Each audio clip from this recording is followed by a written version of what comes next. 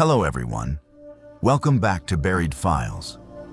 Tonight we venture into the frozen wastelands of Alaska with 8 bone-chilling accounts from those who dared to explore the last frontier's most desolate ghost towns.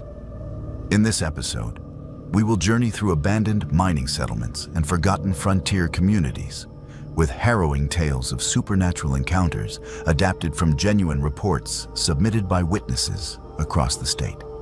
Each story has been meticulously compiled from first-hand testimonies of individuals who claim to have experienced the unexplainable. In these isolated settlements, where the boundary between the living and the dead grows dangerously thin. From phantom miners still working their claims to spectral children echoing through empty schoolhouses. These accounts reveal that some places refuse to remain buried in the past. To preserve the safety and privacy of those brave enough to share their experiences, certain names and specific locations have been modified. If you are new here, make sure to subscribe to Buried Files for spine-tingling true horror content that explores the darkest corners of forgotten America. Hit that notification bell so you never miss when we unearth another collection of terrifying tales. Now settle in as we begin our descent into Alaska's most haunted ghost towns. I have been inspecting abandoned mines across Alaska for 6 years now. And in that time, I have seen things that would make most people reconsider their career choices. My name is Jake Morrison, and I work as a mine safety inspector for the state. It is not glamorous work, but someone has to ensure these old shafts do not become death traps for curious explorers or local kids looking for adventure. Most of the time, it is routine inspections, checking for cave-ins, toxic gases, and structural integrity. But what happened at the old Kennecott mine changed everything I thought I knew about my job. It was late October 2023 when I received an urgent call from my supervisor. There had been reports of strange lights and sounds coming from the abandoned Kennecott copper mine, and the local authorities wanted an official inspection before the winter weather made access impossible. Kennecott is one of Alaska's most famous ghost towns, nestled in the Wrangell Mountains about 5 hours northeast of Anchorage. The mine operated from 1911 to 1938, extracting millions of dollars worth of copper ore before the deposits were exhausted and the company pulled out, leaving behind an entire town frozen in time. I had been to Kennecott twice before for routine inspections, always during daylight hours with a full crew. This time was different. The reports were coming in during the night shift hours, specifically between midnight and 3 in the morning. So I would need to conduct a nocturnal investigation to properly assess what people were seeing. My supervisor assigned me a partner, a young geologist named Marcus Chen, fresh out of college and eager to prove himself. Looking back, I wish I had insisted on going alone. We arrived at Kennecott just after 11 at night, driving the last 20 miles on a dirt road that had not seen maintenance since the 1940s. The ghost town sits at the base of massive mountain peaks, and even with a full moon, the shadows cast by those towering ridges made the entire settlement feel like it was drowning in darkness. The main buildings still stand. The massive mill, the general store, the hospital, and rows of worker housing that once sheltered hundreds of miners and their families. During the day, tourists sometimes visit to take photographs and learn about Alaska's mining history. At night, it feels like stepping into another world entirely. We parked near the mill building and began unloading our equipment. Standard safety gear included gas detectors, structural assessment tools, powerful LED floodlights, and emergency communication devices. Marcus was nervous. I could tell by the way he kept checking and rechecking his equipment. He had read the reports about the strange lights and sounds, and his imagination was clearly getting the better of him. I tried to reassure him that we would probably find nothing more than some loose electrical wiring causing intermittent power fluctuations, or maybe animals that had made their way into the buildings. The Kennecott mine consists of multiple levels, with the main entrance leading into a network of tunnels that stretch deep into the mountainside. The original mining operation had been incredibly sophisticated for its time, with electric lighting, ventilation systems, and even a power plant to keep everything running. When the company abandoned the site, they left most of the infrastructure in place. Though decades of Alaska winters had taken their toll on the equipment, we entered through the main shaft at exactly midnight, our headlamps cutting through the absolute darkness that filled the tunnels. The temperature inside was a constant 38 degrees, cold enough to see our breath, but not quite freezing. Our footsteps echoed off the rock walls as we made our way deeper into the mine, following the main corridor toward the areas where the lights had been reported. About 300 yards into the tunnel system, we reached the first checkpoint. This was where the original miners would have gathered for shift changes, a large circular chamber with multiple tunnel entrances branching off in different directions. I was setting up my gas detection equipment when Marcus grabbed my arm. "Do you hear that?"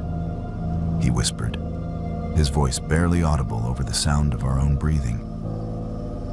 I stopped what I was doing and listened carefully. At first, there was nothing but the typical sounds you would expect in an abandoned mine. Water dripping somewhere in the distance, the occasional groan of settling timber supports, and the whistle of air moving through the ventilation shafts. But then I heard it too. A rhythmic clanging sound, metal on metal, coming from somewhere deeper in the mine. Probably just thermal expansion, I told Marcus, though I was not entirely convinced myself. Metal contracts and expands with temperature changes. These old support beams have been doing it for decades. But the sound was too regular, too purposeful to be random thermal movement. It had a pattern to it, like someone hammering or operating machinery. We decided to investigate, following the sound deeper into the mine complex. The clanging led us down a side tunnel I had never explored during my previous inspections. This passage was narrower than the main corridors, with rough-hewn walls that showed the marks of hand tools rather than modern excavation equipment. The original miners must have dug this section manually, probably chasing a particularly rich vein of copper ore. Our headlamps revealed support timbers that looked ancient and potentially unstable, but my structural readings showed they were still sound. As we moved deeper into the tunnel, the clanging sound grew louder and more distinct. It was definitely metallic, and it was definitely rhythmic. But there was something else underneath it now. Voices. Human voices. Speaking in low tones that I could not quite make out. Marcus heard them too, because he stopped walking and turned to look at me with wide eyes. "There is someone else down here," he said, stating the obvious.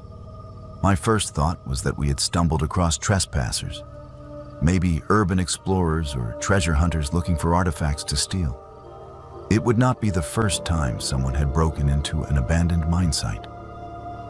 But as we got closer to the source of the sounds, I realized something was wrong.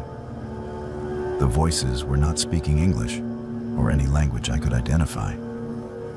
They had an odd, hollow quality to them, like they were coming from very far away or through some kind of audio distortion. We rounded a bend in the tunnel and found ourselves at the entrance to a large underground chamber. This was clearly one of the original mining areas, with overhead tracks still in place for the ore cars and evidence of extensive excavation work. But what stopped us in our tracks was what we saw inside the chamber. There were lights. Not electric lights, but the warm, flickering glow of oil lamps and lanterns, and silhouettes, human figures moving around the chamber, carrying tools and equipment, working at what appeared to be an active mining operation. The clanging sound was coming from their pickaxes and shovels as they worked the rock face, and the voices were the miners calling instructions to each other. I stood there for what felt like several minutes, trying to process what I was seeing. My rational mind insisted that this had to be some kind of elaborate hoax or maybe a historical reenactment that we had not been told about. But something about the scene felt fundamentally wrong. The lighting was too dim and inconsistent, casting shadows that seemed to move independently of their sources. The figures themselves appeared translucent, like they were made of smoke or mist rather than solid matter. Marcus was gripping my arm so tightly I could feel his fingers through my heavy jacket. He was trembling, whether from cold or fear I could not tell. I reached for my radio to contact our supervisor, but when I tried to key the microphone, all I got was static. We were too deep underground for normal radio communication, but my equipment should have been able to reach the repeater we had set up outside. Something was interfering with the signal. One of the figures in the chamber turned toward us, and I saw his face clearly for the first time. It was the face of a man in his 40s, with a thick mustache and deep-set eyes that seemed to glow with their own internal light. He was wearing the kind of work clothes that miners would have worn in the 1920s. Heavy canvas pants, a wool shirt, and a leather cap with a carbide lamp attached to the front.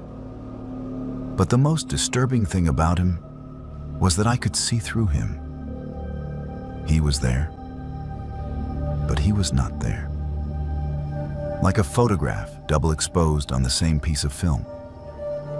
The miner looked directly at me and smiled, raising his hand in what might have been a greeting or a warning. Then he turned back to work, driving his pickaxe into the rock face with mechanical precision.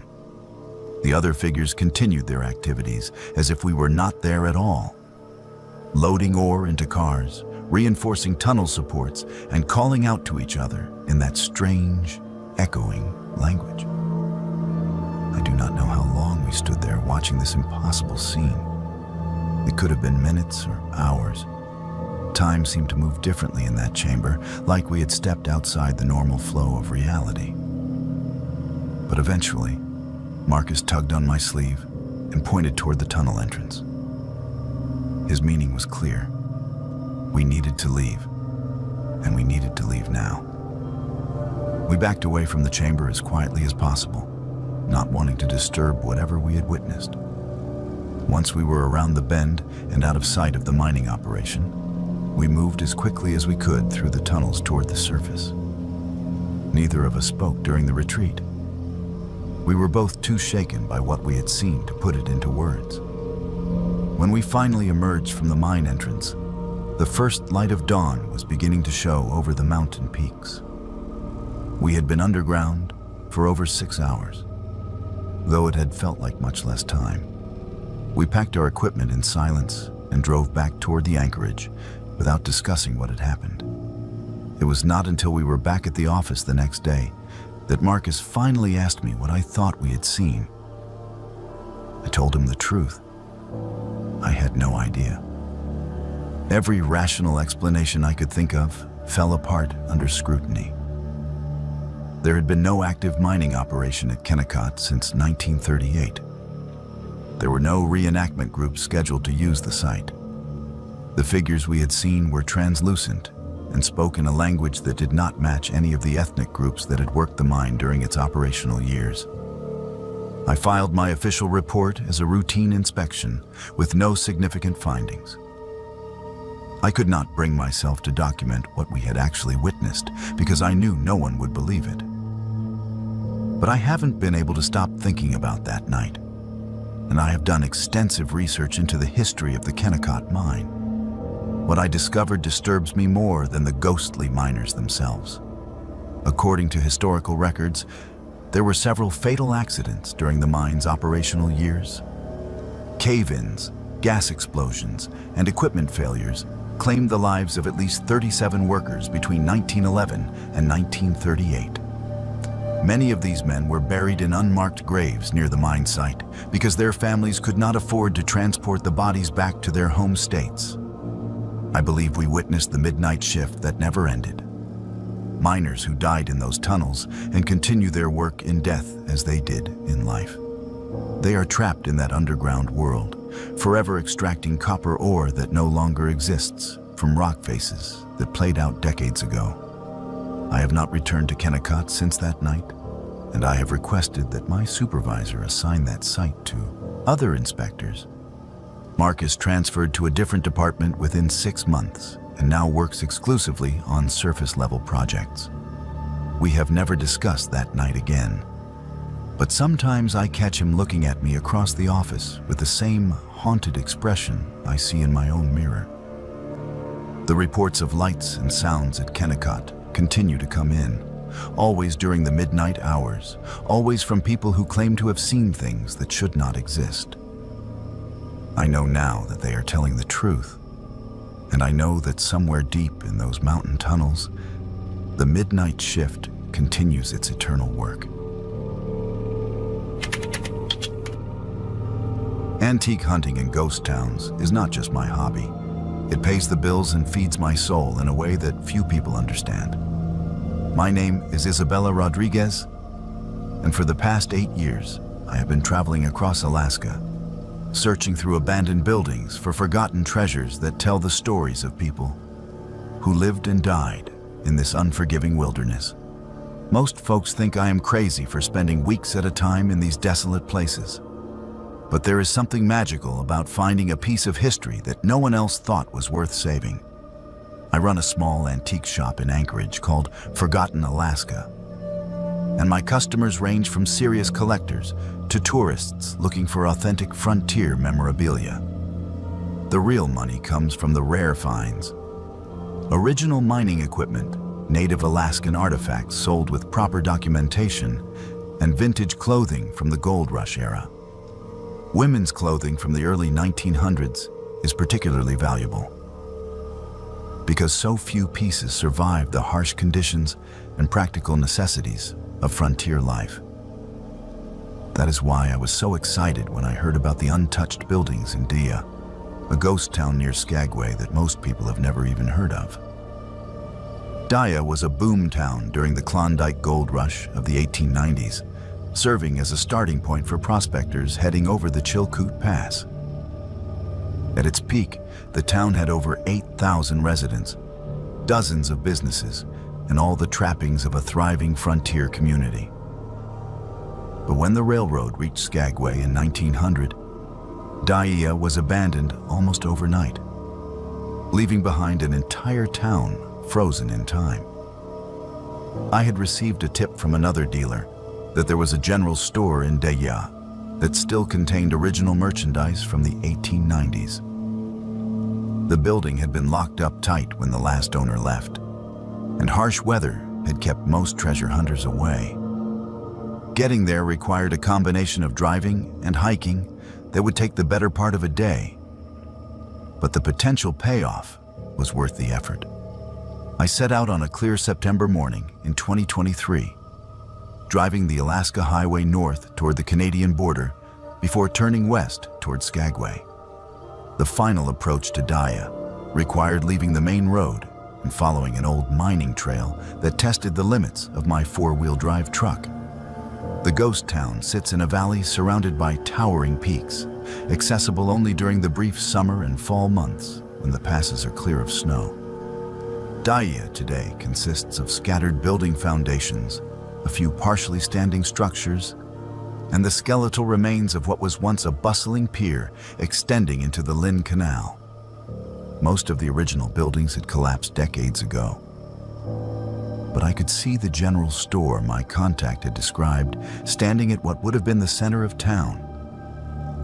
It was a two-story wooden structure with weathered siding and a peaked roof that had somehow survived more than a century of Alaska winters. The front door was secured with a heavy padlock that had long since rusted solid, but I found a loose board on the back wall that allowed me to squeeze inside. The moment I stepped through that opening, I knew I had found something special. The building still smelled of wood smoke and old leather, and dust motes danced in the shafts of sunlight streaming through cracked windows. The main floor had been the retail space, with wooden shelves lining the walls and a long counter running down the center of the room. Most of the merchandise had been cleared out when the store closed, but I could see remnants of the original inventory. Rusted tools, empty bottles, and bolts of fabric that had survived because they were stored in sealed containers. But it was the second floor that took my breath away. This had been the proprietor's living quarters, and it looked like the family had simply walked away one day, leaving everything behind. There was furniture from the 1890s, personal photographs, books, and clothing still hanging in a wooden armoire. This was exactly the kind of untouched find that antique dealers dream about. I spent the first few hours carefully cataloging what I could see, taking photographs and making notes about the most valuable pieces. There was a dining set that would easily bring $5,000, several oil paintings that appeared to be original works, and what looked like a complete set of china from a prestigious manufacturer back east. But it was while I was examining the china that I noticed something else. A white garment hanging in the back corner of the armoire, partially hidden behind other clothing. When I carefully moved the other pieces aside, I found myself looking at the most beautiful wedding dress I had ever seen. It was made of ivory silk with intricate beadwork and lace detailing that would have required hundreds of hours of hand-stitching. The style was typical of the 1890s, with a fitted bodice, full skirt, and a train that would have extended several feet behind the bride. But what made this dress truly remarkable was its condition. Despite being over 120 years old, it looked like it had been made yesterday. The silk had not yellowed or deteriorated. The beadwork was intact, and there was not a single stain or tear anywhere on the garment. I had handled enough vintage clothing to know that this level of preservation was virtually impossible. Silk fabric from that era should have been brittle and discolored after more than a century, especially in Alaska's extreme climate variations. Yet this dress looked ready to be worn to a wedding tomorrow. As I lifted the dress from the armoire to examine it more closely, I noticed something else unusual. Despite the size of the garment, it seemed to weigh almost nothing, as if it were made of air rather than fabric. And when I held it up to the window to look at the beadwork, I could have sworn I saw the dress move slightly, as if there were a gentle breeze in the room, though all the windows were closed and there was no air circulation. I decided to take the dress back to Anchorage for proper evaluation and potential sale. A wedding dress from the Klondike era in this condition would be worth at least $20,000 to the right collector. I carefully wrapped it in acid-free tissue paper and placed it in a specialized garment box designed for transporting vintage clothing. The drive back to Anchorage was uneventful, but I found myself thinking about the dress throughout the journey. There was something about finding it that felt different from my other discoveries. Usually when I find a valuable antique, I feel a sense of satisfaction and excitement about the potential profit. With this dress, I felt something else. An odd sense of responsibility, as if I were being trusted with something precious rather than simply acquiring merchandise for my shop. I arrived home late that evening and carefully transported the dress box to my workshop, where I had proper equipment for examining and restoring vintage textiles. I planned to spend the next few days researching the dress's origins and preparing it for sale.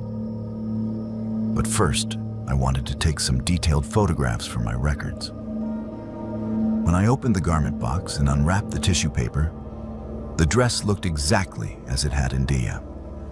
Perfect condition, pristine white silk, and intricate beadwork that caught the light from my photography lamps. I set up my camera equipment and began taking detailed shots of the bodice, sleeves, and skirt. It was while I was photographing the train of the dress that I first saw her. In the viewfinder of my camera, standing behind the dress, was a young woman in her early 20s with dark hair arranged in the elaborate style typical of the 1890s. She was beautiful, with delicate features and large eyes that seemed to be looking directly at me through the camera lens. But when I lowered the camera to look at the dress directly, there was no one there. I told myself it must have been a trick of the light or a reflection from one of my photography lamps. But when I raised the camera again, she was still there. This time she appeared to be reaching toward the dress with one hand, as if she were trying to touch it. I set the camera down and stepped back from the dress, my heart racing. I have been around antiques my entire adult life, and I have heard all the stories about objects carrying the energy or memories of their previous owners. I had always dismissed such tales as superstition, but I could not explain what I was seeing through my camera. Over the next several days, the incidents escalated. Every time I tried to work with the dress, whether to examine it more closely or take additional photographs, I would see the young woman. Sometimes she appeared as a reflection in mirrors or windows. Other times I would catch glimpses of her in my peripheral vision, standing in the corner of my workshop or walking past the doorway. But it was not just visual appearances. The dress itself began to behave strangely. I would position it one way for photography and return the next morning to find it arranged differently, as if someone had been handling it overnight. The silk fabric, which should have been cool to the touch, sometimes felt warm when I handled it, as if it had been recently worn. I tried researching the history of the Daiya General Store and its owners, hoping to find some explanation for what I was experiencing. What I discovered made the situation even more disturbing. The store had been owned by a family named Patterson, who had arrived in Daiya in 1897 during the height of the gold rush. Thomas Patterson ran the store while his wife Margaret took care of their daughter Sarah, who was 19 years old when they arrived in Alaska. According to the records I found, Sarah Patterson had been engaged to marry a prospector named William Hayes in the spring of 1899, but the wedding never took place. William Hayes died in an avalanche while attempting to cross Chilkoot Pass in March of 1899, just 2 months before the planned ceremony. Sarah Patterson died of pneumonia that same winter, and her parents abandoned Decia the following summer, unable to bear the memories associated with the town. The dress I had found was Sarah Patterson's wedding dress, never worn and never removed from the armoire, where it had waited for more than 120 years. As I learned more about Sarah's story, the paranormal activity in my workshop intensified. I would arrive in the morning to find old photographs scattered around the dress, as if someone had been looking through them during the night. My equipment would be moved or turned off, and sometimes I would hear what sounded like quiet sobbing coming from the corner where I kept the dress. The final incident happened 3 weeks after I brought the dress home from Daiya. I had been working late in my shop, trying to complete the documentation necessary to sell the dress to a collector in Seattle. It was nearly midnight when I heard music coming from my workshop. Soft, melodic music that sounded like a music box or a player piano. When I went to investigate, I found the dress floating 3 feet off the ground, swaying gently as if someone were wearing it and dancing to the distant music. The young woman I had seen in my photographs was now fully visible, translucent but clearly present, wearing the dress and moving in a waltz pattern around my workshop. She saw me watching and stopped dancing, turning to face me with an expression of infinite sadness. When she spoke, her voice sounded like it was coming from very far away. "I never got to wear it," she said. I never got to dance at my wedding. I stood there frozen, unable to move or speak, as Sarah Patterson continued to dance in her wedding dress to music only she could hear. After what felt like hours but was probably only minutes, she gradually faded away, and the dress settled gently onto my workbench. The next morning, I carefully packed the wedding dress back into its garment box and drove it back to Daya. I returned it to the armoire where I had found it, arranging it exactly as it had been when I first discovered it. As I was leaving the abandoned store, I could swear I heard a woman's voice saying, "Thank you," carried on the wind. I never went back to that building, and I've never told anyone else about what I experienced with Sarah Patterson's wedding dress. Some objects are not meant to be bought and sold. Some treasures are meant to remain where they are, keeping their secrets and their sorrows in the places where they belong. The dress is still there in Daya, waiting in the armoire of an abandoned general store, as beautiful and perfect as the day it was made. And sometimes, on quiet nights when the wind is just right, locals say you can hear waltz music drifting through the ruins of the old town, as if someone is finally having the wedding dance that never was. Growing up, my grandfather used to tell me stories about the old railroad days, back when the Alaska Railroad was the lifeline connecting remote communities to the rest of the world. He worked as a conductor for 37 years, riding those rails through some of the most beautiful and dangerous terrain on Earth. My name is Marcus Washington, and I am 24 years old. Unlike my grandfather, I never worked for the railroad professionally. But trains have been my passion since childhood. I collect vintage railroad memorabilia, study historical routes, and spend my weekends exploring abandoned rail lines across Alaska. That passion is what brought me to McCarthy in October 2023. McCarthy is a tiny community that sits at the end of one of the most remote railroad spurs ever built in Alaska. The Copper River and Northwestern Railway constructed the line in the early 1910s to transport copper ore from the Kennecott mines to the port in Cordova. When the mines closed in 1938, the railroad was abandoned, leaving behind nearly 200 miles of track, bridges, and tunnel infrastructure that slowly disappeared back into the wilderness. Most of the original rail line has been reclaimed by nature or dismantled for scrap metal. But some sections near McCarthy still show evidence of the engineering marvel that once carried millions of tons of ore through seemingly impossible mountain terrain. I had been planning this trip for months, hoping to photograph the remaining trestles and document what was left of the roadbed before winter made access impossible. I arrived in McCarthy on a gray Thursday afternoon, driving the notoriously difficult McCarthy Road that follows roughly the same route the railroad once took. The road is 60 miles of potholes, washouts, and single-lane bridges that test both your vehicle and your nerve. McCarthy itself has maybe 25 year-round residents, most of whom make their living from the handful of tourists who visit during the summer months. I had arranged to stay at a small bed and breakfast run by an elderly woman named Rose Delano, whose family had lived in the area since the railroad days.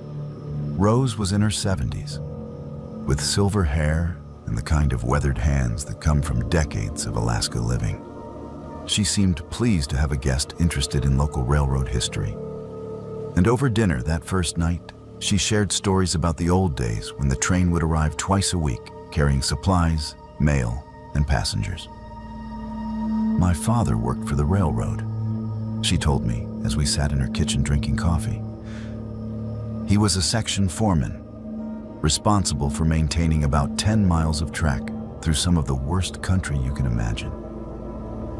He used to say that railroad was built more on determination than engineering sense. Rose warned me about exploring the old rail line alone, especially during the short October days when darkness came early and weather could change without warning. But She also understood the fascination with railroad history and agreed to let me borrow an old trail map that showed where the most accessible sections of track remained. The next morning, I set out with my camera equipment, hiking boots, and enough supplies for a full day of exploration.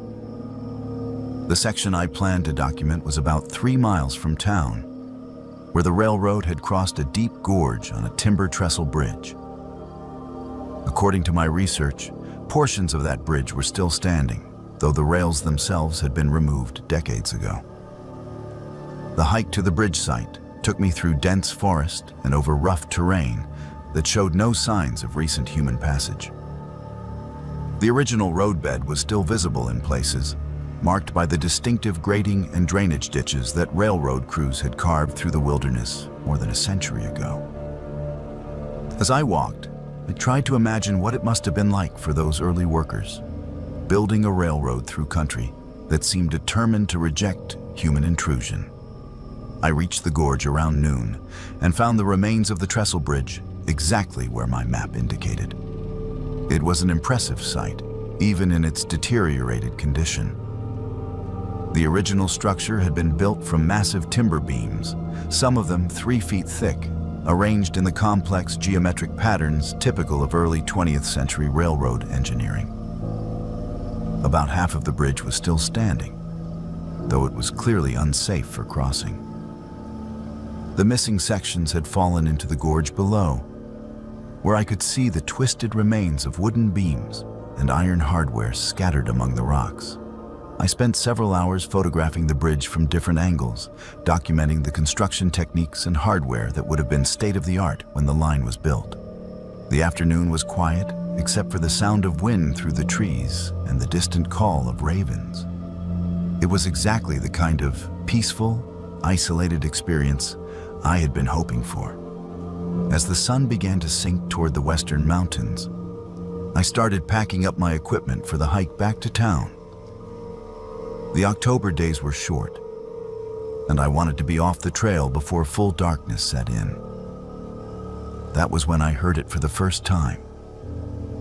A low, rhythmic sound that seemed to be coming from somewhere deep in the forest. At first, I thought it might be a helicopter or small aircraft. But the sound was wrong for that.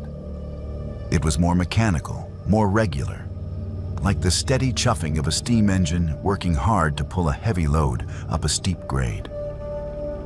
I stopped packing and listened more carefully, trying to determine where the sound was coming from.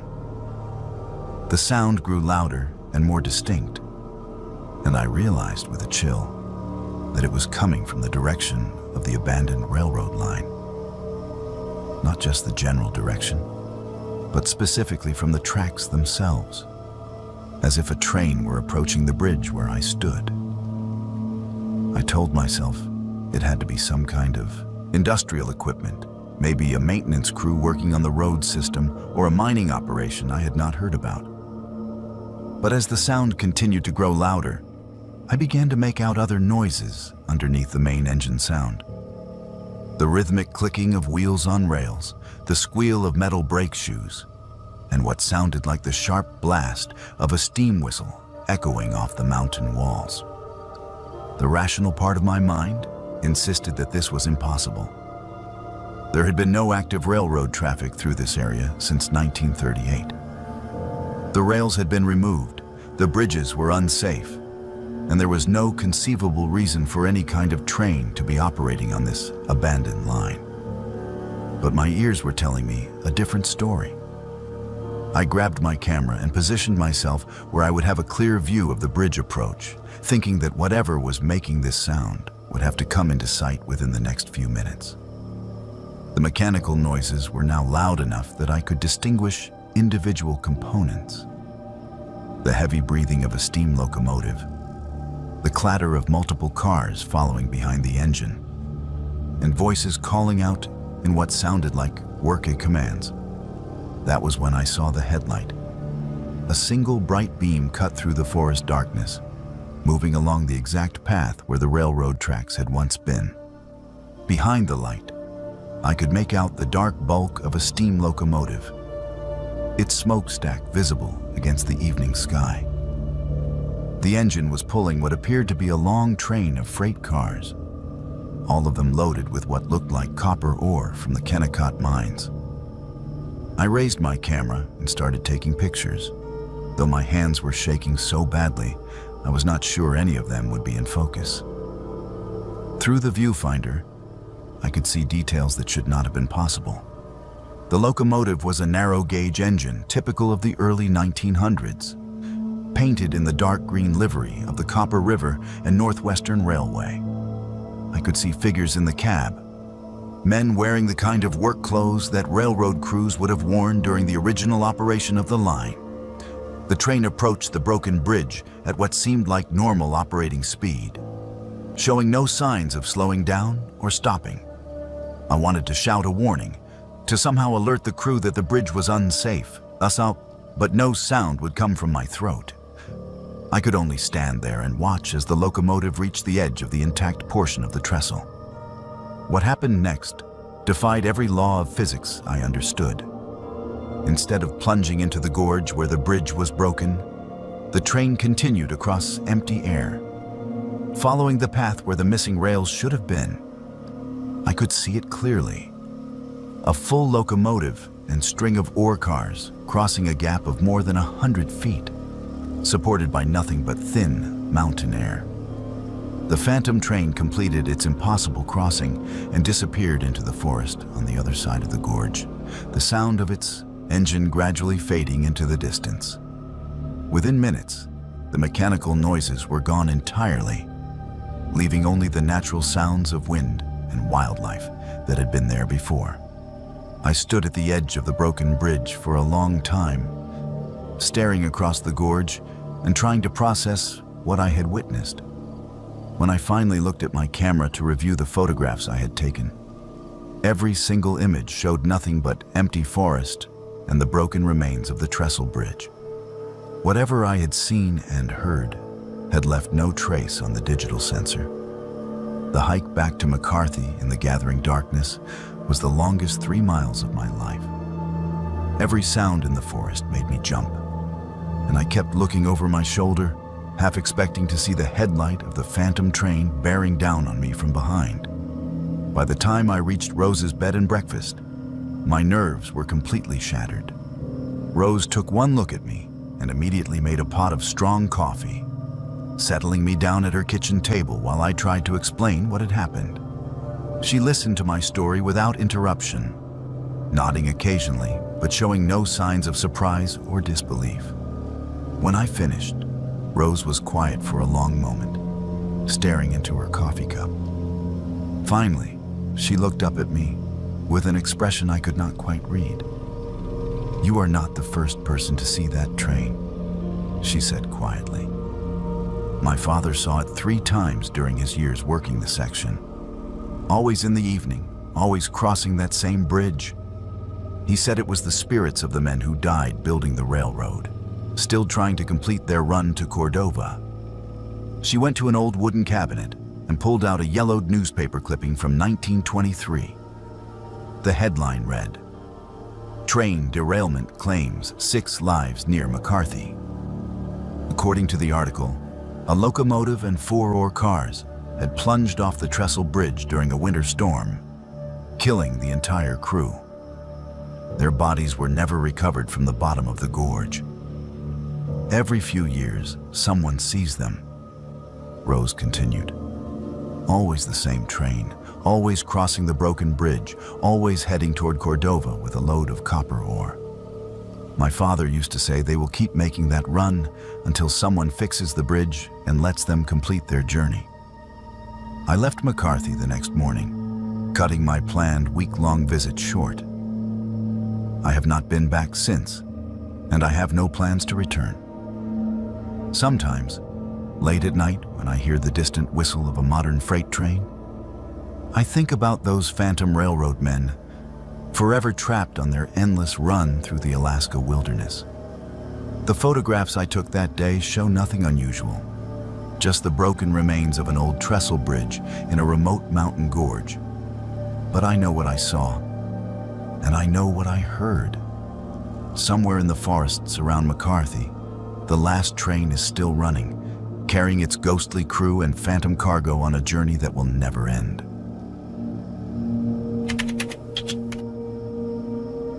As a substitute teacher, I have worked in some pretty remote places across Alaska, but nothing prepared me for what I experienced in the abandoned schoolhouse at Chitina. My name is Emma Thompson, and I am 26 years old. For the past 4 years, I have been traveling between small communities throughout the state, filling in wherever certified teachers are needed. The work is challenging but rewarding, especially when you get to see children in isolated areas receive the education they deserve. Most of the communities I visit are still active, with functioning schools and eager students. But occasionally, I encounter places where the schools have been abandoned for decades, victims of economic decline or population shifts that left entire towns empty. Chitina falls into this category. Once a thriving railroad town with over 1,000 residents, it now has fewer than 50 year-round inhabitants, most of whom are elderly or running tourism-related businesses during the brief summer season. I came to Chitina in late September 2023 not to teach, but to research a paper I was writing about rural education in Alaska for my master's degree program. The town's old schoolhouse, built in 1915, was supposed to be an excellent example of early 20th century frontier architecture adapted for educational purposes. I had received permission from the town council to photograph and document the building, with the understanding that I would share my research with the local historical society. The schoolhouse sits on a small hill overlooking what remains of Chitina's main street. It is a 2-story wooden structure with tall windows designed to maximize natural light during Alaska's dark winter months. The building served the community from 1915 until 1987, when declining enrollment forced the consolidation of classes with a school in nearby Glen Allen. Since then, it had been locked up and largely forgotten, slowly deteriorating in the harsh climate. I arrived in Chitina on a gray afternoon that threatened rain, driving the 70-mile gravel road from the Richardson Highway. The town felt almost deserted, with most of the buildings showing signs of abandonment or minimal maintenance. The few residents I encountered were friendly, but seemed surprised that anyone would be interested in the old schoolhouse. The building's caretaker was a man named Robert Steinberg, who had been a student there in the 1960s and later served on the school board when it closed. He was in his 70s, with thick gray hair and the kind of calloused hands that spoke of a lifetime of manual labor. Robert seemed genuinely pleased that someone wanted to document the school's history, and he spent nearly an hour telling me stories about teachers and students from decades past.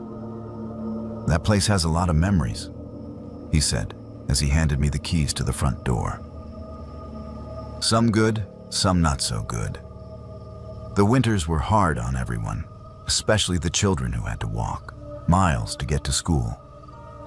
We lost a few students over the years to accidents and illness, but the school kept going until there just weren't enough kids left to justify keeping it open. Robert warned me that the building's electrical system had been disconnected years ago, so I would need to bring my own lighting equipment. He also mentioned that some of the floorboards on the second floor were potentially unsafe, advising me to stay on the main floor if possible. With those cautions in mind, I thanked him for his time and headed up the hill to begin my documentation work. The front door of the schoolhouse opened with a loud creak that echoed through the empty building. Inside, the air was thick with dust and the musty smell of old wood and paper that had been sitting undisturbed for decades. The main floor consisted of 2 large classrooms, a small office that had served as the principal's workspace, and a narrow hallway that connected to the staircase leading to the second floor. Both classrooms retained much of their original equipment. Wooden desks arranged in rows, a large blackboard at the front of each room, and educational posters that had faded with age but were still partially readable. In one classroom, I found a globe that must have dated to the 1950s, showing countries and borders that no longer existed. The other room had a piano in the corner, its keys yellowed with age and several strings broken. I spent the first few hours taking photographs and making detailed notes about the architectural features and educational equipment. The building was a remarkable time capsule, preserving not just the physical structure, but also the atmosphere of a frontier school where children had learned to read and write in one of America's most challenging environments. As the afternoon wore on, I decided to explore the second floor despite Robert's warnings about the floorboards. I tested each step carefully as I climbed the narrow staircase and found that while some boards were soft with age, the structure seemed fundamentally sound. The second floor had originally been designed as an auditorium and assembly space, with a small stage at one end and rows of wooden benches facing toward it. It was while I was photographing the stage area that I first heard the school bell. The sound was unmistakable. The deep, bronze tone of a large school bell ringing in the measured pattern that would have called students to class or dismissed them for recess. But according to Robert, the bell had been removed from the building years ago and donated to a museum in Anchorage. I looked around for any obvious source of the sound, but the bell tower I could see from outside was clearly empty. I told myself it must have been some kind of acoustic phenomenon, maybe wind blowing through the empty bell tower in a way that created sound. But as I continued working, the bell rang again, this time in a different pattern. 3 short rings, followed by 2 long ones. That was the traditional signal for the end of the school day, a pattern that would have been used thousands of times during the building's 72 years of operation. The third time I heard the bell, it was accompanied by other sounds. The scraping of chairs against wooden floors, the rustle of papers being gathered, and what sounded like children's voices talking excitedly as they prepared to leave for the day. The sounds were coming from the main floor classrooms directly below me. I made my way back down the staircase as quietly as possible, not wanting to disturb whatever was happening below. When I reached the hallway, I could hear the sounds more clearly. Children were definitely talking, their voices high and animated in the way that kids sound when they are excited about something. I could make out individual words occasionally: homework, recess, and Miss Anderson. I approached the first classroom and peered around the door frame. What I saw made no rational sense, but I could not deny the evidence of my own eyes. The classroom was full of children, perhaps 20 or 25 students ranging in age from about 6 to 14. They were dressed in clothing from what appeared to be the 1940s or 1950s. Simple dresses for the girls, knickers and suspenders for the boys, and practical shoes suitable for walking long distances in rough country. At the front of the classroom stood a woman in her 30s, wearing a long skirt and white blouse typical of mid-20th century fashion. Her dark hair was pinned back in a style that matched the period of the children's clothing. She was writing something on the blackboard, and I could see that her handwriting was the kind of careful script that teachers of that era would have drilled into their students. The children appeared solid and real, not translucent or ghostly in any obvious way. They were gathering their books and papers, putting on coats and hats, and chatting with each other about typical school-age concerns. But there was something subtly wrong about the scene that I could not initially identify. It took me several minutes of observation to realize what was bothering me. The children cast no shadows. Despite the bright afternoon light streaming through the tall windows, none of the figures in the classroom produced the dark silhouettes that living people would create.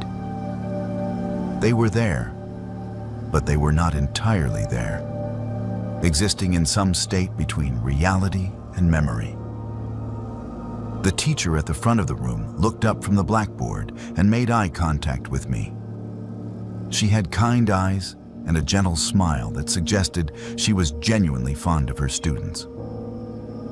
When she spoke, her voice had the clear, carrying quality that good teachers develop from years of addressing classrooms full of children.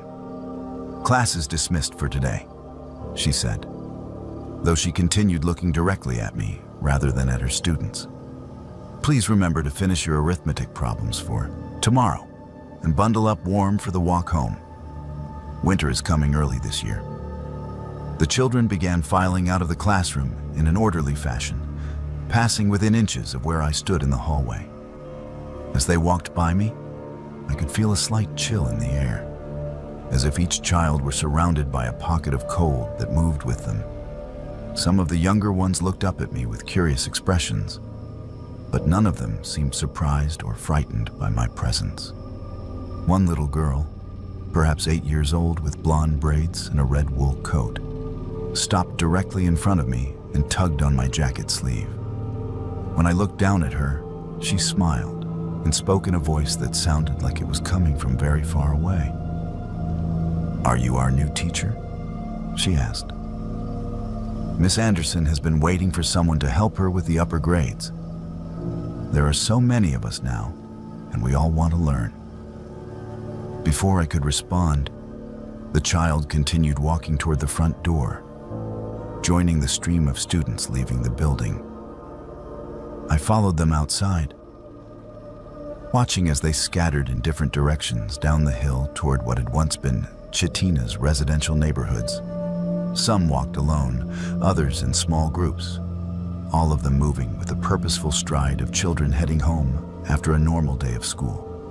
The teacher, Miss Anderson, was the last to leave the building. She paused beside me on the front steps and looked out over the nearly empty town below us. "We have been waiting so long for the school to reopen," she said quietly. "The children miss their lessons terribly. They keep coming back, hoping that someday there will be teachers and books and proper classes again." She turned to face me directly, and I could see that her eyes held a deep sadness mixed with hope. "Will you stay and teach them?" she asked. "They have been without proper instruction for so many years. They deserve to finish their education, to learn everything they were meant to learn before." She paused, and the sadness in her eyes deepened. "Before the accident." I wanted to ask her what accident she was referring to, what had happened to these children and to her. But before I could form the words, she smiled one more time and walked down the hill in the same direction her students had gone. I watched until she disappeared around a corner, leaving me alone in front of the abandoned schoolhouse.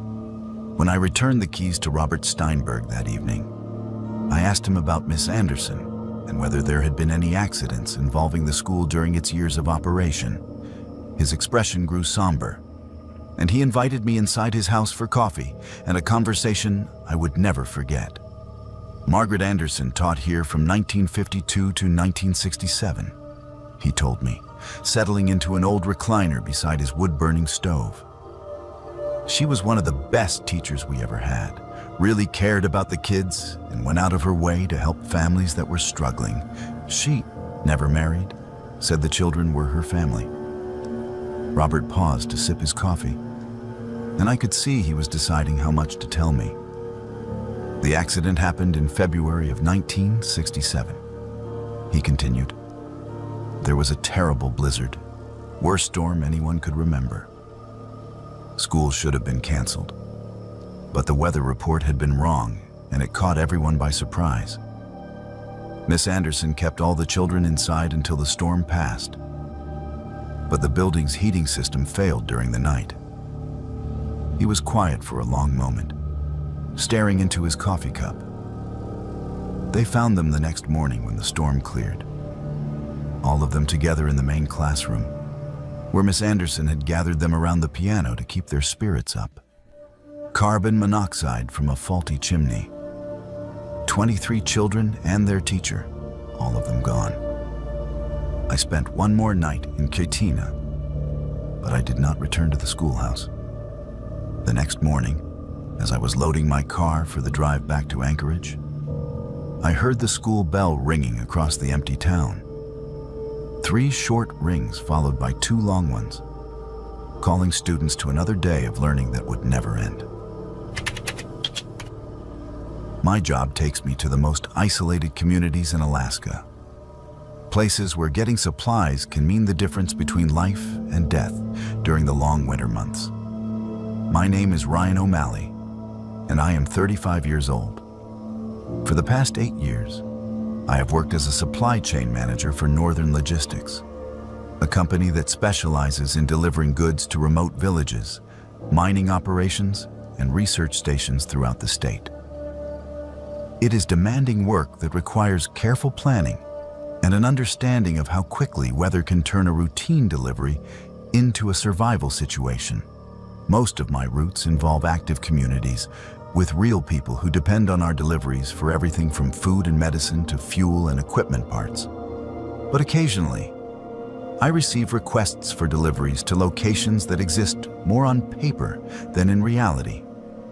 Places where someone still maintains a mailing address, even though the community itself has been abandoned for decades. That was the case with Elamar, a ghost town on Prince William Sound that had been a copper mining community from 1897 to 1919. According to my delivery manifest, someone at Elamar had ordered a substantial shipment of basic supplies, canned goods, batteries, medical supplies, and other items that would be essential for surviving an Alaska winter. The order was paid for in advance with a cashier's check that cleared without any problems.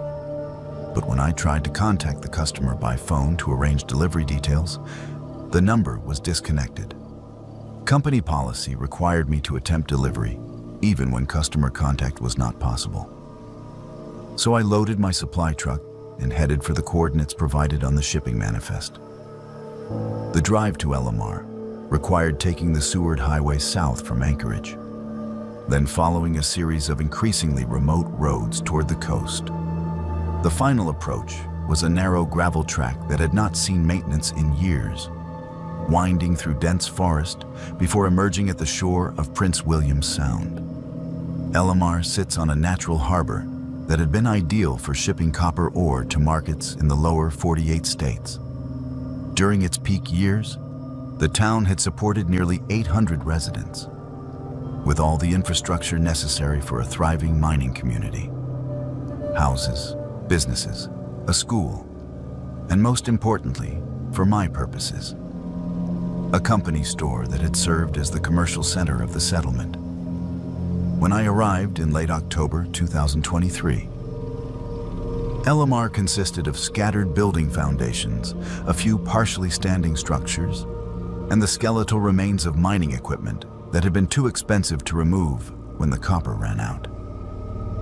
Most of the original buildings had collapsed or been dismantled for salvage materials, but I could see one structure that appeared to be in relatively good condition. A 2-story wooden building with weathered siding and a hand-painted sign that read, Elamar Company Store. According to the shipping address on my manifest, this was where I needed to deliver the supplies I was carrying. The building looked abandoned, like everything else in the ghost town. But my instructions were clear, and I had learned not to question the eccentricities of Alaska residents who chose to live in remote locations. I parked my truck in front of the store and began unloading boxes of supplies onto a hand truck. The front door of the building was closed, but not locked, opening with a loud creak when I pushed against it. Inside, I found myself in what appeared to be a perfectly preserved general store from the early 1900s, complete with wooden shelves, glass-fronted display cases, and a long counter with an old-fashioned cash register. The store still contained merchandise, though everything was covered with decades of dust and showed signs of age and neglect. There were bolts of fabric, hand tools, canned goods with labels I did not recognize, and various household items that would have been essential for frontier life. The atmosphere was thick with the smell of old wood and paper, and dust motes danced in the shafts of afternoon sunlight that streamed through dirty windows. I began stacking the supply boxes near the front counter, planning to leave them there with a delivery note since no one appeared to be present to sign for the shipment. That was when I heard footsteps coming from the back of the store, followed by a voice calling out in a friendly tone. "Just a moment. I will be right with you." A man emerged from what appeared to be a storage area behind the main counter. He was perhaps 50 years old, with graying hair and a thick mustache typical of men from the early 20th century. He wore a white shirt with sleeve garters, dark pants held up by suspenders, and a leather apron that suggested he was the store's proprietor. What struck me most about his appearance was how clean and well-dressed he looked, as if he had just started his workday rather than spending decades in an abandoned building. "You must be from Northern Logistics," he said with a warm smile. "I have been expecting this delivery for quite some time. I hope you did not have any trouble finding us." I was confused by his comment about expecting the delivery for a long time, since the order had only been placed 2 weeks earlier. But I assumed he was referring to the challenges of getting supplies to such a remote location. I handed him the delivery manifest and waited while he reviewed the list of items I had brought. "This looks perfect," he said, nodding with satisfaction. "My customers have been asking for these items, and I was starting to worry that I would not be able to fulfill their orders before winter sets in." I looked around the empty store and wondered what customers he was referring to. But it was not my job to question how people chose to run their businesses. I helped him carry the supply boxes behind the counter, and he carefully arranged them on shelves and in storage areas with the practiced efficiency of someone who had been running a general store for many years. When we finished moving the supplies, the storekeeper reached into a wooden cash drawer and counted out payment for the delivery in cash. The bills were crisp and new, despite being of a design that had not been used for decades. I had seen enough old currency during my years in Alaska to recognize that these were genuine bills from the 1940s and 1950s, though they looked like they had been printed yesterday. "I appreciate you making the trip out here," he said as he handed me the money. "I know it is not easy to reach Elamar, especially this late in the season. My customers will be very pleased to see that I have restocked the shelves." As if summoned by his words, I heard the front door of the store open, followed by the sound of multiple people entering the building. I turned to see a group of men and women dressed in work clothes from the early 1900s, carrying shopping baskets and talking among themselves about items they needed to purchase. They appeared to be miners and their families, the kind of people who would have made up Elamar's population during its active years. The customers moved through the store with familiarity, selecting items from shelves and discussing prices with the storekeeper. They seemed solid and real, not translucent or obviously supernatural.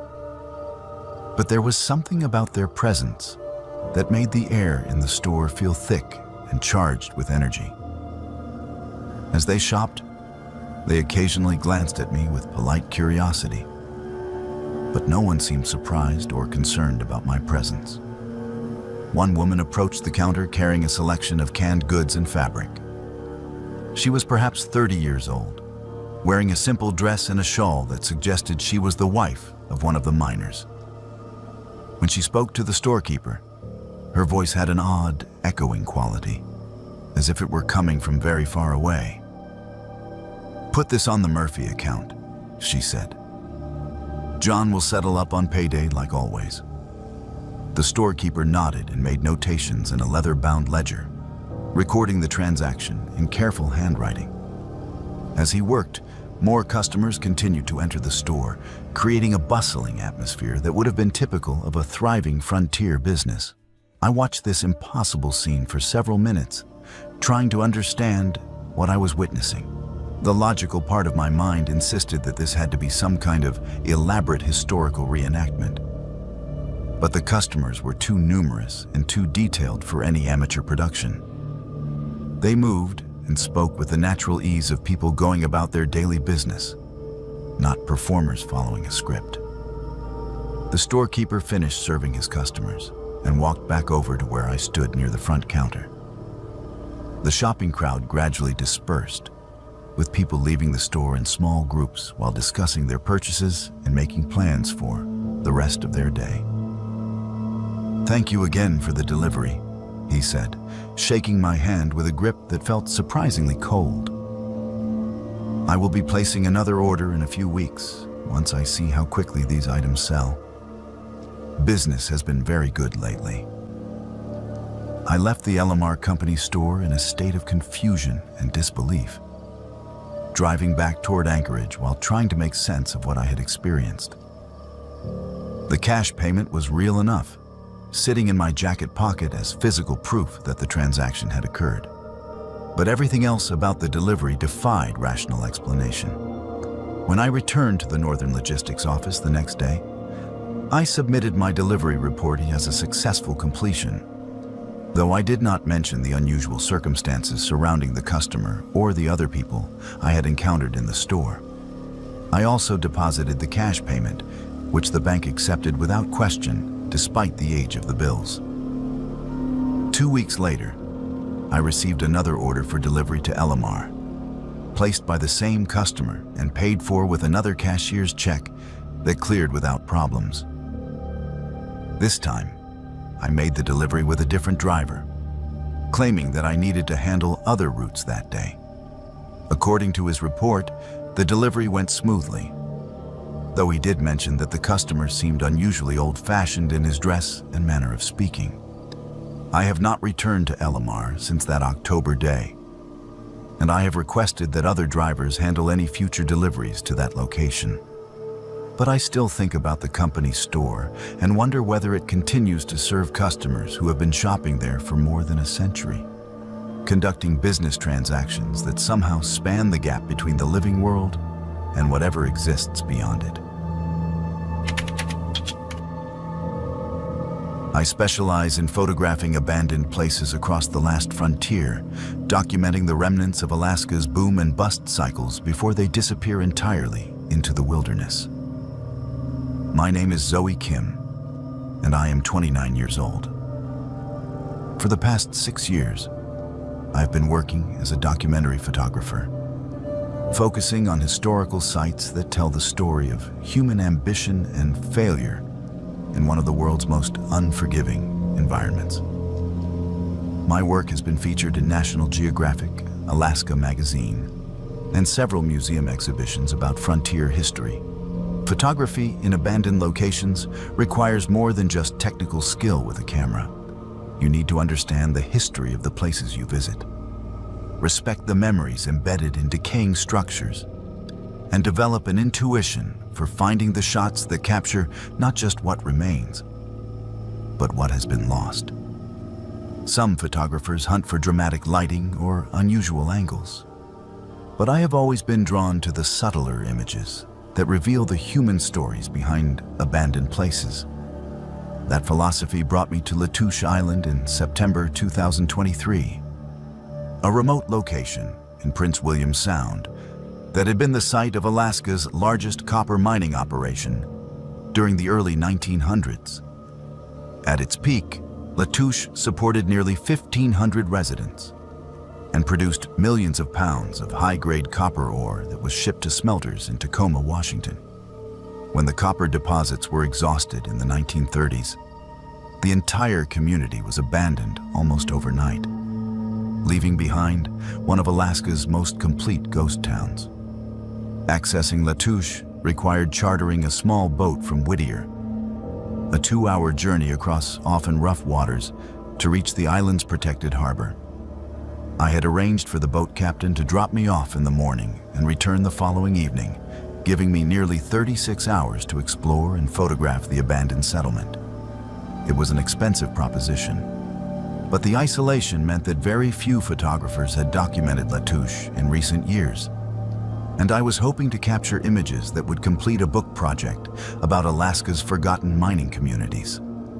The boat dropped me off at the ruins of what had once been a substantial pier, now reduced to scattered pilings and collapsed decking that jutted from the water like broken teeth. The harbor was eerily quiet, except for the sound of waves lapping against the rocky shoreline and the occasional cry of seabirds overhead.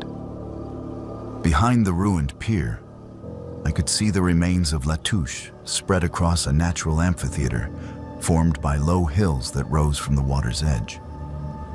Most of the original buildings had collapsed or been dismantled for salvage materials. But enough structures remained to give a sense of what the community had been like during its active years. There were the foundations of dozens of houses, the skeletal frame of what had been the company store, and most impressively, the massive ruins of the copper processing mill that had been the economic heart of the operation. I spent the first few hours exploring the site and planning my photography approach. The late September light was perfect for the kind of atmospheric shots I wanted to capture, with low-angled sunlight filtering through the ruins and creating dramatic shadows across the abandoned landscape. I was particularly interested in photographing the mill ruins, which rose from the hillside like the skeleton of some enormous industrial beast. The mill had been built in stages over several decades, resulting in a complex structure of steel girders, concrete foundations, and massive machinery that had been too expensive to remove when the mine closed.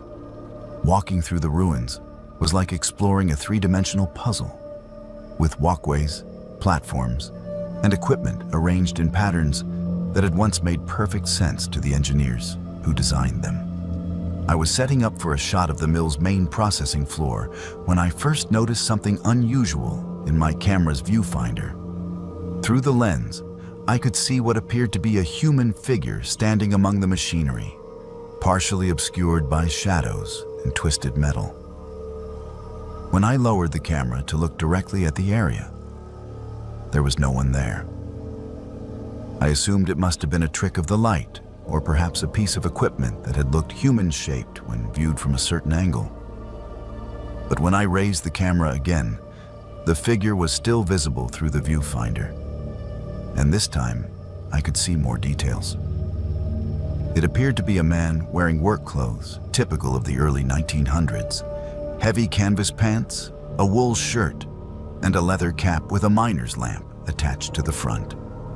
I took several photographs of the area, thinking that even if the figure was some kind of optical illusion, it might create an interesting artistic effect in the final images. But each time I looked through the viewfinder, I could see the worker clearly, while direct observation revealed only empty ruins and abandoned machinery. As I continued photographing the mill complex, I began seeing more figures through my camera lens. They appeared to be miners and mill workers going about their daily tasks, operating equipment, carrying tools, and moving through the ruins with the purposeful efficiency of people who knew their jobs well. Some were more distinct than others, but all of them shared the same translucent quality that made them visible only through the camera's viewfinder. By late afternoon, I had documented at least 20 different figures working throughout the mill ruins. Some appeared to be alone, focused on specific tasks, while others worked in small groups that seemed to be coordinating their activities. What struck me most about these phantom workers was how natural and unstaged their movements appeared. They were not performing for my camera or trying to communicate with me. They were simply continuing the work they had done in life, unaware that the mill had been abandoned for nearly 90 years. The most compelling figure I encountered was a woman who appeared to be in her 30s, wearing a long skirt and white blouse that suggested she worked in an office rather than on the processing floor. Through my camera lens, I could see her moving between different areas of the mill, carrying what looked like paperwork and occasionally stopping to speak with the other workers. She had an air of authority that suggested she might have been a supervisor or administrator. When I focused my telephoto lens on her face, she looked directly into the camera with an expression of mild curiosity, as if she could sense my presence but was not quite sure what to make of it. Her eyes held an intelligence and warmth that made her seem completely real and human, despite the fact that she was invisible to my naked eye. I spent nearly an hour photographing this woman as she moved through her ghostly duties, documenting what appeared to be a typical workday in the Latouche mill circa 1920. She seemed to be conducting some kind of inspection or quality control process, examining equipment and taking notes in a leather-bound ledger that she carried with her.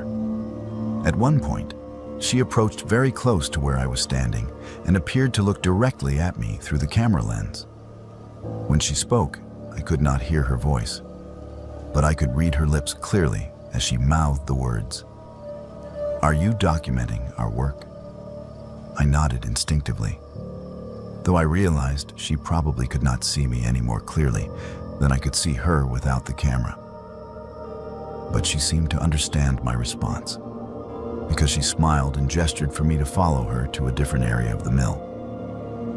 She led me to what had been the administrative offices, a section of the mill where wooden structures had been built within the larger steel framework. Through my camera, I could see that this area was fully furnished and operational, with desks, filing cabinets, and office equipment that would have been state-of-the-art in the early 1900s. Several people were working at the desks, processing paperwork and conducting business related to the mill's operations. The woman who had led me there pointed to a large chart on the wall that showed production figures and shipping schedules. Through my telephoto lens, I could read the dates clearly. They were all from 1927, the peak year of production at Latouche. She seemed to want me to understand that I was witnessing the mill during its most successful period, when the copper ore was flowing freely and the community was thriving. As the sun began to set, casting long shadows across the ruins, the phantom workers gradually became more difficult to see, even through my camera lens. The figures grew fainter and more translucent, until they were little more than suggestions of movement in the gathering darkness. By full dark, they had disappeared entirely, leaving me alone among the silent ruins. I spent the night camped near the harbor, and the next morning, I continued photographing other areas of the abandoned settlement. But the phantom workers had vanished with the daylight, and my camera showed only empty buildings and rusted equipment. When I returned to Anchorage and developed the digital images from Latouche, I expected to find that the figures I had seen through my viewfinder would not appear in the final photographs. But to my amazement, they were all there. Dozens of ghostly workers captured in various poses and activities throughout the mill complex. The images were subtle and could easily be dismissed as photographic artifacts or processing errors. But I knew what I had witnessed. The most remarkable photograph was the one I had taken of the administrative offices.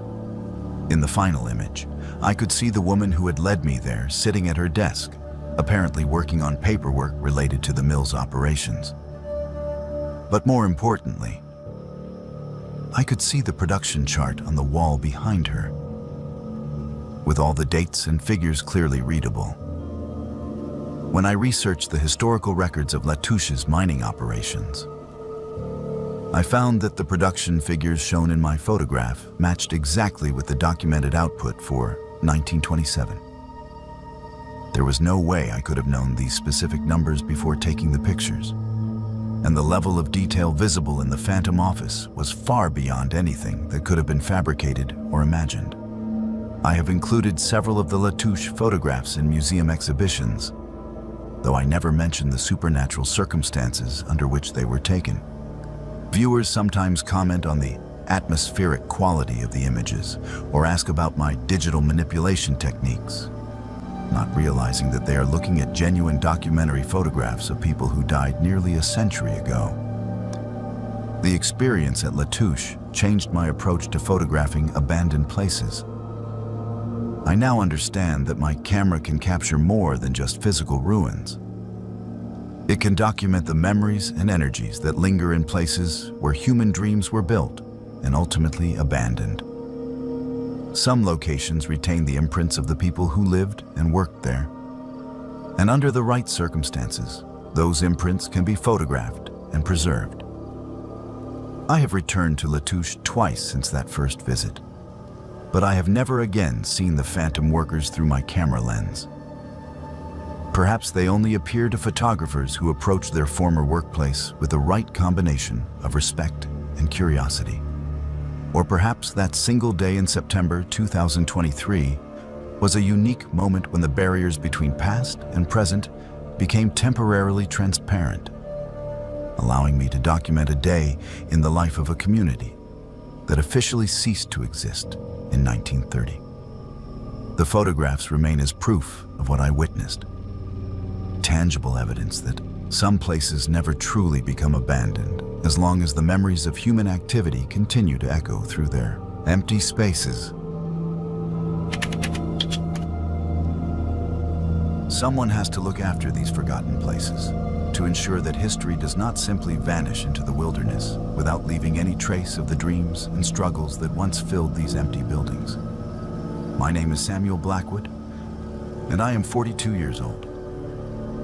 For the past 15 years, I have worked as a historical preservationist for the Alaska Heritage Foundation, maintaining and protecting abandoned settlements that have significant cultural or historical value.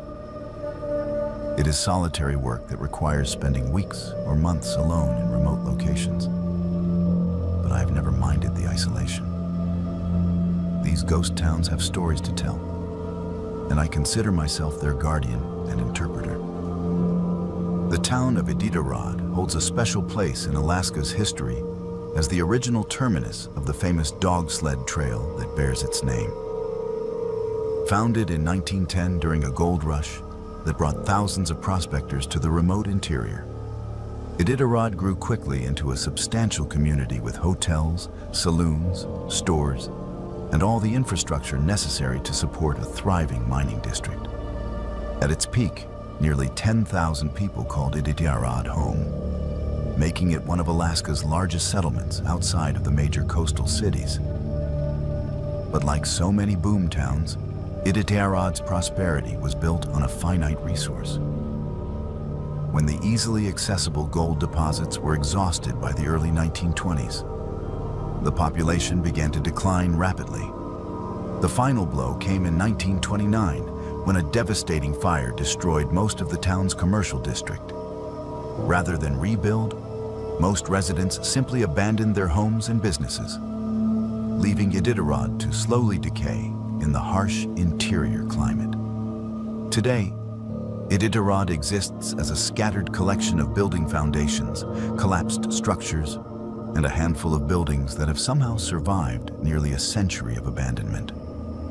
The Alaska Heritage Foundation designated it as a protected historical site in 1998, recognizing its importance to the state's mining heritage and its connection to the Iditarod Trail Sled Dog Race that commemorates the original supply route to the goldfields.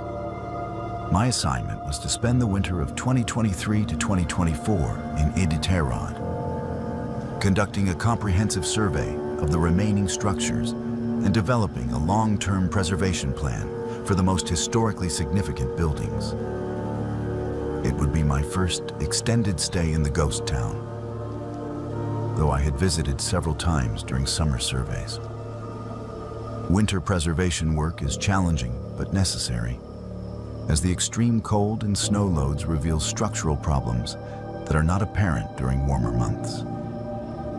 I arrived in Iditarod in early November 2023, flying in by bush plane and landing on a frozen lake about 2 miles from the town site. My supplies included everything necessary for a 4-month solo stay: a portable generator, heating fuel, preserved food, communication equipment, and specialized tools for documenting and stabilizing historical structures. I had also brought extensive research materials about Iditarod's history, hoping to correlate my physical findings with historical records and photographs. my base camp was established in one of the few buildings still substantial enough to provide adequate shelter. A two-story structure that had originally served as a boarding house for miners. The building required significant temporary repairs to make it habitable, including patching holes in the roof and installing a wood-burning stove for heat, but it provided the secure workspace I needed for the extended project. The first few weeks passed uneventfully as I settled into the routine of winter preservation work. Days were short during the Alaska winter, providing only a few hours of usable daylight for outdoor surveys. But the long evenings gave me time to organize my findings and cross-reference them with historical documents. The isolation was complete, but not unpleasant. I had always found solace in the silence of abandoned places. It was during my third week in Iditarod that I first noticed signs of other human presence in the ghost town. I began finding footprints in the snow around the buildings I was surveying. Fresh tracks that appeared overnight and followed no logical pattern. The prints were made by boots typical of early 20th century workwear, with distinctive heel and sole patterns that matched footwear from the town's active period. At first, I assumed the tracks were being made by other researchers, or perhaps local residents who had legitimate reasons for visiting the historical site. But when I attempted to follow the trails, they invariably led to areas where continuing would be impossible. The middle of collapsed buildings, the edges of deep ravines, or simply dead ends, where the tracks stopped abruptly without any sign of the person turning around or leaving by another route. More disturbing was the discovery that the footprints appeared to be made by multiple individuals moving through the ghost town simultaneously. I could identify at least 6 different boot patterns, suggesting a group of people who were conducting their own survey or exploration of the site. But despite setting up motion-activated cameras and maintaining careful watch during the brief daylight hours, I never saw any living person in Iditarod other than myself. The footprints were accompanied by other signs of activity that could not be easily explained. I would arrive at buildings in the morning to find doors that had been securely closed the previous evening standing wide open, with no evidence of forced entry or structural failure. Tools and equipment that I had carefully organized would be rearranged in different patterns, always in ways that suggested someone had been using them for construction or repair work. Most unsettling of all were the sounds that began occurring during the long winter nights. I would hear hammering, sawing, and the creaking of timber that suggested active construction work somewhere in the town. The sounds were too regular and purposeful to be caused by wind or settling structures, and they always seemed to come from areas where I knew no substantial buildings remained standing. One particularly clear night in December, I decided to investigate the source of these construction sounds directly. Armed with a powerful flashlight and wearing my heaviest winter gear, I left my boarding house shelter and followed the sounds toward what had been Iditarod's main commercial district. The temperature was nearly 40 degrees below zero, cold enough to make extended outdoor activity dangerous. But I was determined to solve the mystery of who or what was working in the ghost town after dark. The sounds led me to the foundation of what historical records indicated had been the town's largest hotel, a 3-story structure that had burned in the 1929 fire. Nothing remained above ground level except scattered stones and twisted metal fixtures. But the sounds of construction work were clearly coming from this location. When I approached the foundation and shined my flashlight into the excavated area, I saw something that challenged every assumption I had about the nature of historical preservation work. The hotel was being rebuilt, not by living people using modern construction techniques, but by translucent figures wearing the work clothes and using the hand tools typical of early 20th century construction crews. I could see at least a dozen men working with purposeful efficiency to reconstruct the hotel's timber frame, raising walls and installing roof beams with the practiced coordination of experienced builders. The phantom construction crew appeared solid enough to handle heavy timber and operate hand tools, but I could see through them to the frozen ground beneath their feet. They worked without speaking, communicating through gestures and expressions that suggested they had performed these same tasks countless times before. Their movements had the fluid precision of people who knew their trade thoroughly and took pride in their craftsmanship. As I watched this impossible scene, one of the workers looked up from his task and made direct eye contact with me. He was a man in his 40s, with a thick beard and the kind of weathered face that spoke of years spent working outdoors in harsh conditions. When he saw me watching, he smiled and touched the brim of his cap in a gesture of acknowledgement, then returned to his work as if my presence was expected and welcome.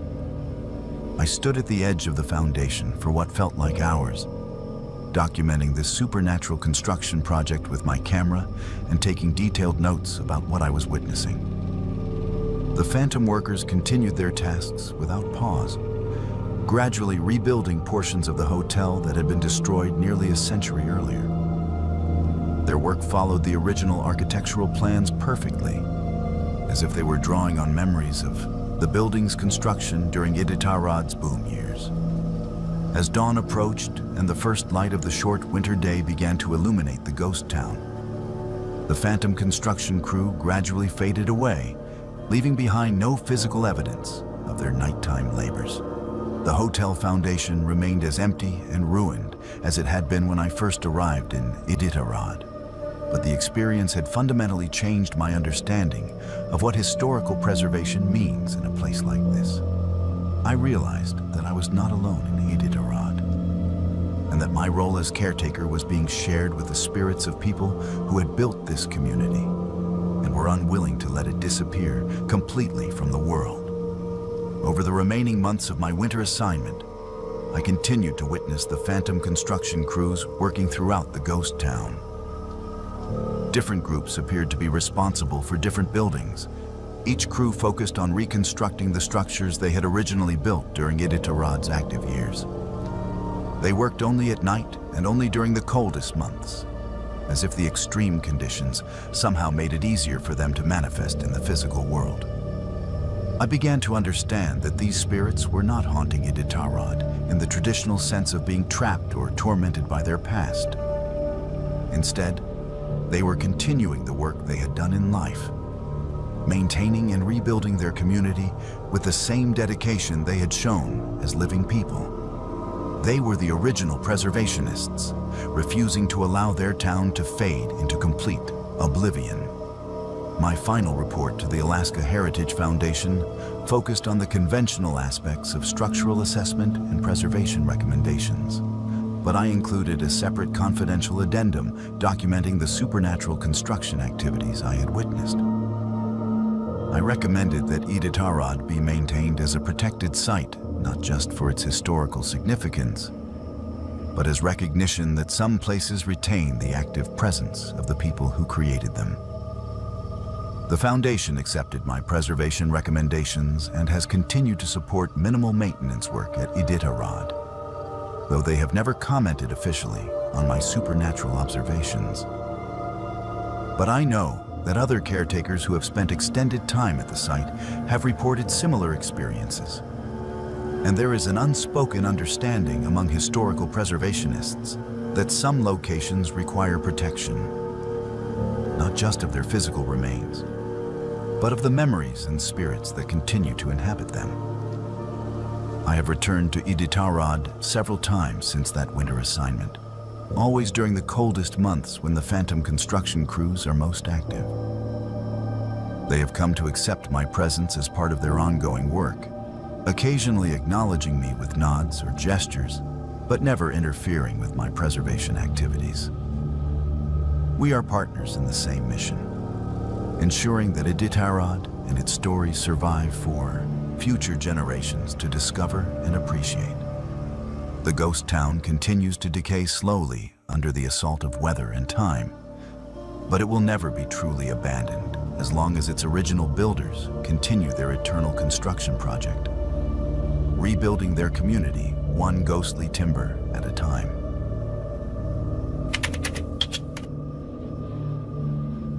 Metal detecting in ghost towns has always been my weekend escape, a way to combine my professional interest in geology with the thrill of discovering artifacts that tell the stories of Alaska's mining past. My name is Ashley Martinez, and I am 33 years old.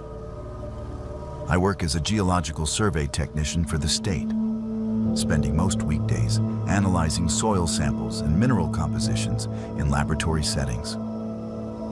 But when Saturday arrives, I pack my metal detector and head for the wilderness, searching through abandoned settlements for the small treasures that previous inhabitants left behind. Most of my finds are common items: nails, coins, pieces of mining equipment, and household objects that were lost or discarded during the daily life of frontier communities. Occasionally, I discover something more significant: a gold nugget, a piece of vintage jewelry, or a tool with historical significance that ends up in a museum collection. But it was the discovery of an old prospector's map that led me into the most terrifying experience of my life. I found the map in August 2023 while exploring the ruins of Chisana, a gold rush town near the Canadian border that had flourished briefly between 1913 and 1915.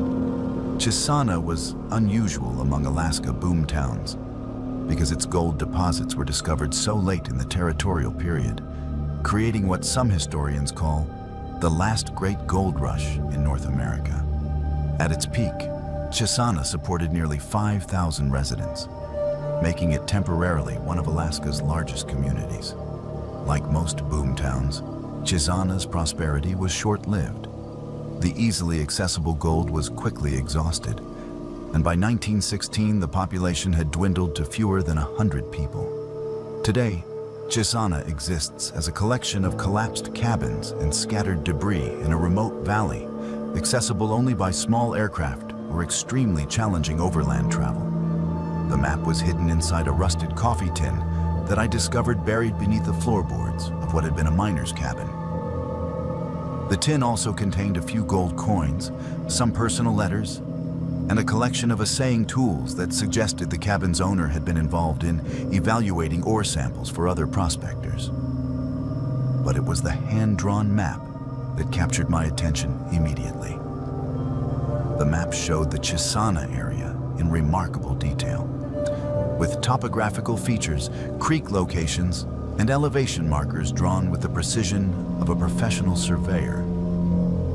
But more importantly, it was covered with notations indicating potential gold deposits, including several areas marked with symbols that clearly indicated significant discoveries. The map was signed and dated Samuel Kowalski, September 1914. I had studied enough Alaska mining history to know that 1914 was the peak year of gold production in the Chisana district. If this map was genuine, it represented a first-hand account of gold discoveries made during the height of the rush.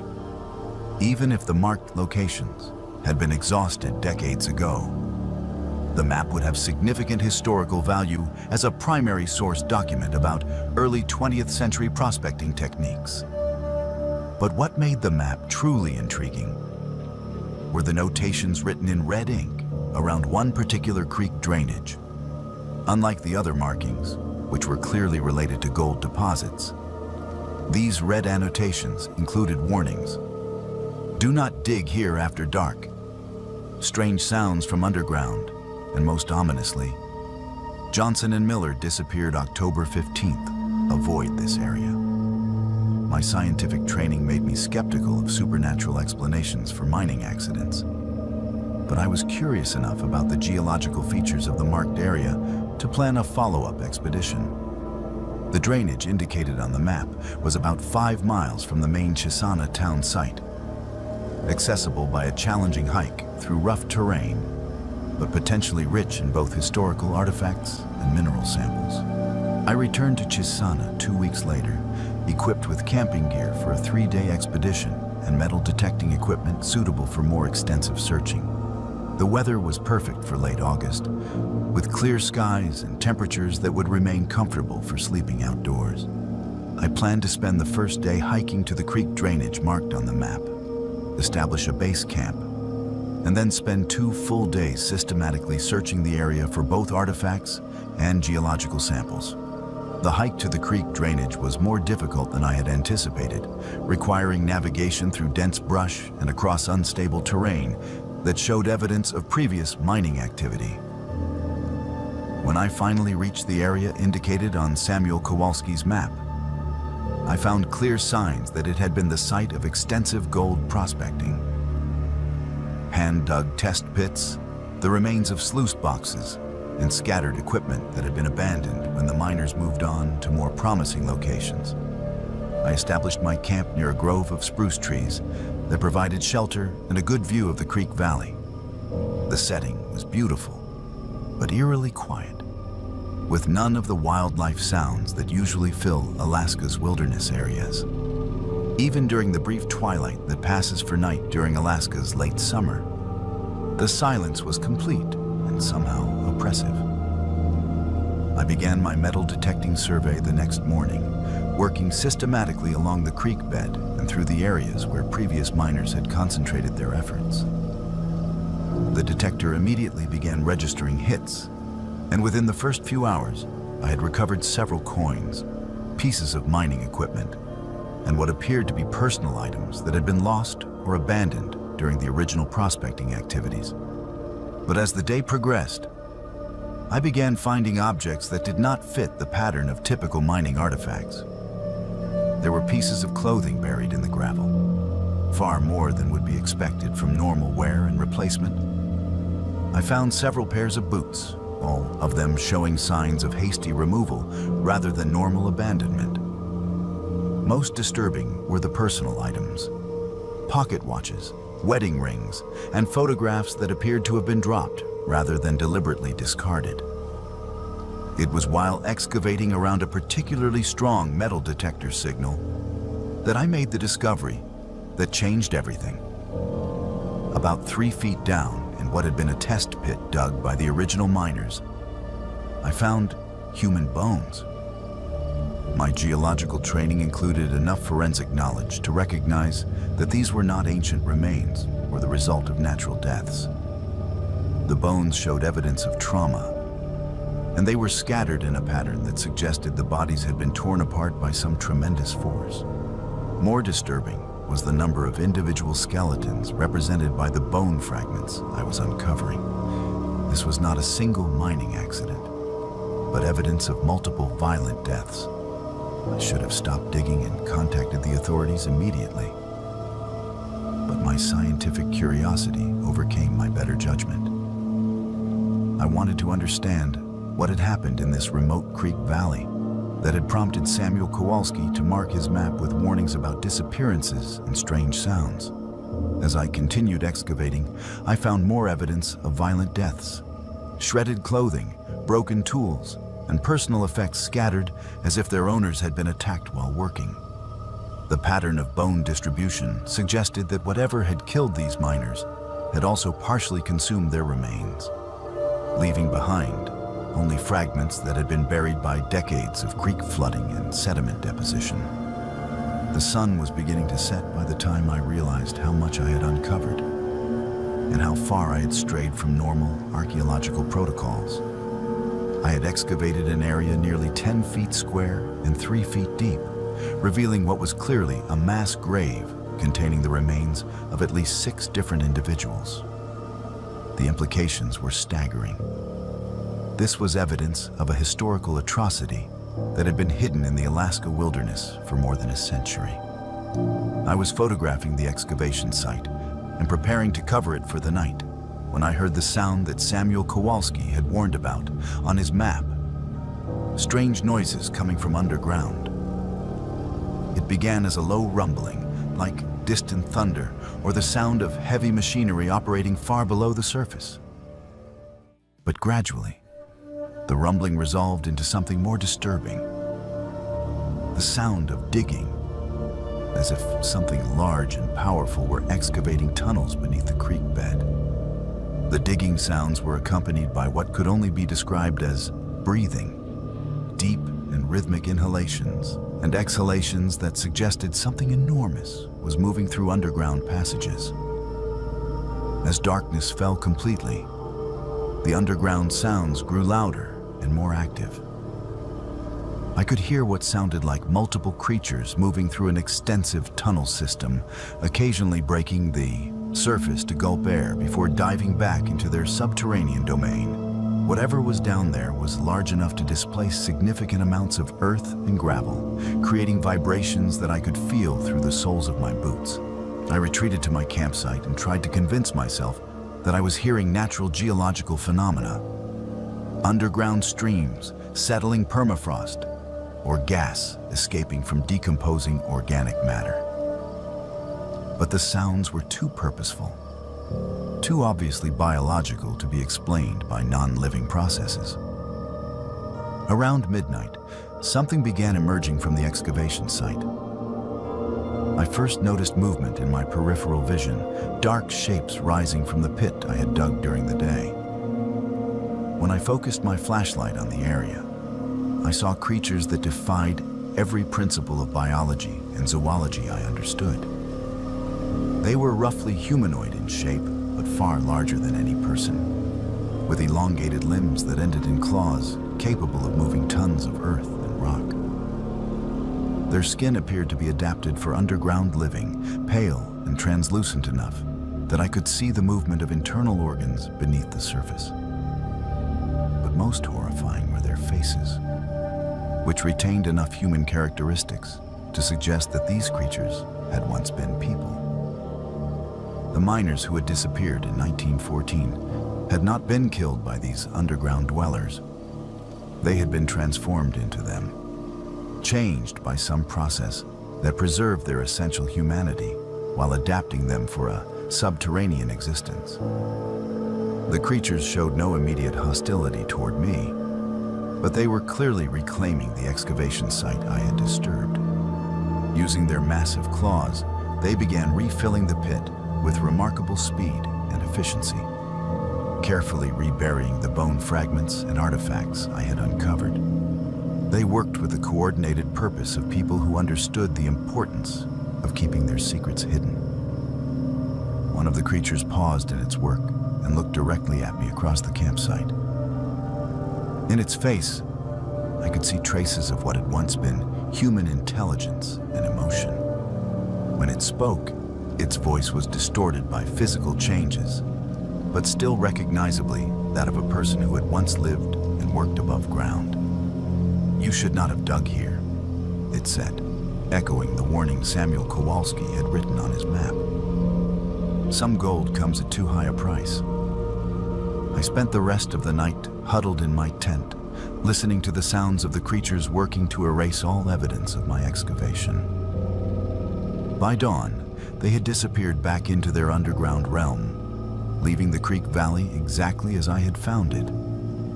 Even my metal detector could no longer locate the artifacts I had uncovered the previous day. I hiked back to Chisana that morning and flew out to Fairbanks on the first available charter flight, taking Samuel Kowalski's map with me as the only proof of what I had discovered. I have never returned to that creek drainage, and I have never reported the location of the mass grave to authorities. Some secrets are meant to remain buried, protected by guardians who have paid the ultimate price for disturbing forces that should be left alone. The prospector's map remains in my possession, a reminder that Alaska's gold rush history includes chapters that were never meant to be written in official records. Somewhere in the remote valleys near Chisana, the transformed miners continue their eternal vigil, ensuring that the price they paid for their greed remains hidden beneath the earth where it belongs.